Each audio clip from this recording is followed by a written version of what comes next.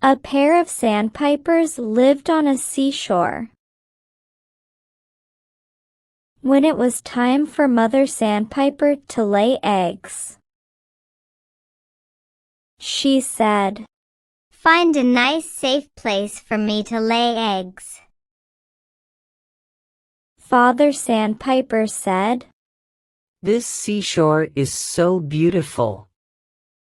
Lay eggs here." Mother Sandpiper said, "No. This place is not safe. When the high tidal waves lash the shore, the sea will carry our eggs away. So you must find some other place for me." Father Sandpiper laughed and said, "How dare the sea carry our eggs away? You may lay eggs here without worrying about anything." Hearing these words, the sea thought, "Oh, look how proud this little bird is. What can he do if I carry away his eggs?" Mother Sandpiper laid eggs on the seashore.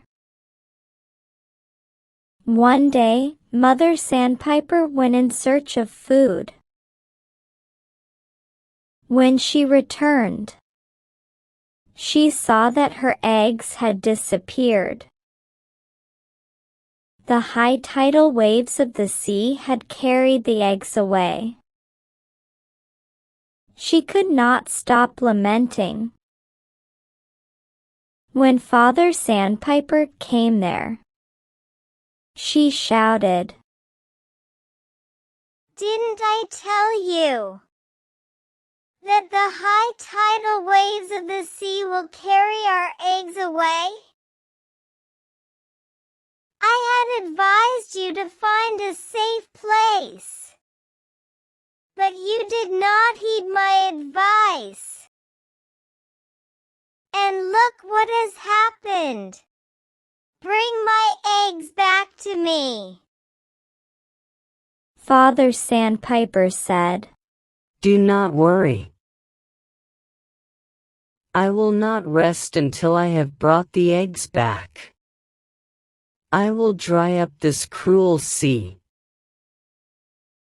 I will drink all the waters of the sea with my beak."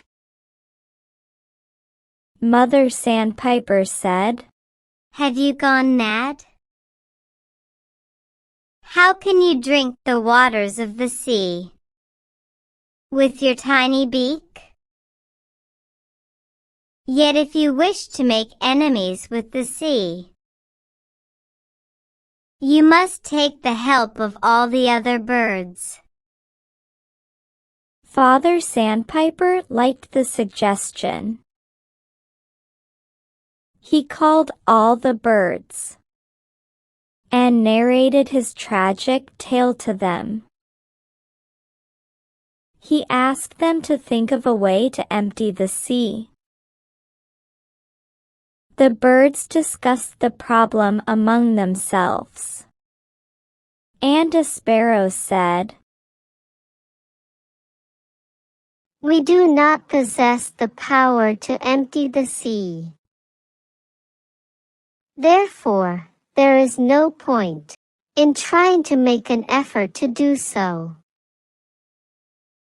Yet let us go to our friend, the eagle." All the birds got together and went to the eagle. They began to lament, and a crow said, "The sea has carried away the eggs of these good-hearted sandpipers. The high tidal waves may destroy many others. You are our friend. Please help us." The eagle was grief-stricken to hear the story. He burst into a rage and said, I can understand your grief. I will go right now and suck up the waters of the sea. As the eagle was saying this, a messenger of King Crocodile came there and said, O eagle, the king has called you at once. Hearing this, the eagle said, Convey my salutations to the king. And please tell him to appoint someone else as his minister.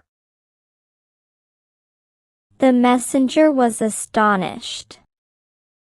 He said, Why do you say so? You have never been angry with the king. Why are you so angry today?